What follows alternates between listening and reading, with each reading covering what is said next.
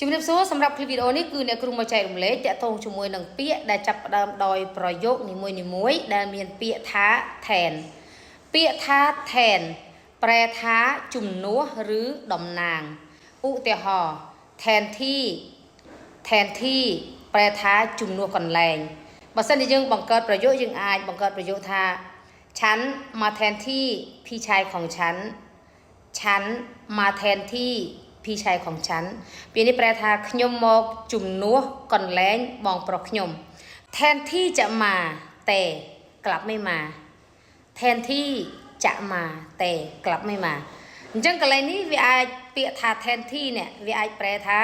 ទាំងដែលត្រូវមកតែបែរជាមិនមកទាំងដែលត្រូវមកតែបែរជាមិនមកអញ្ចឹងแทนที่จะบอกแต่ไม่บอกแทนที่จะบอกแต่ไม่บอกទាំងដែលត្រូវប្រាប់ប៉ុន្តែមិនប្រាប់ឬពេលមួយទៀតយើងអាចនិយាយថាទាំងដែលត្រូវនិយាយប៉ុន្តែហេតុអីមិននិយាយយើងតួแทนពាក្យនេះប្រែថាតំណាងឧទាហរណ៍เป็นตัวแทนจำหน่ายเป็นตัวแทนจำหน่ายប្រែថាគឺជាតំណាងលក់ឬក៏តំណាងអ្នកលក់แทนที่จะซื้อ5อันแต่กลับซื้อแค่3อัน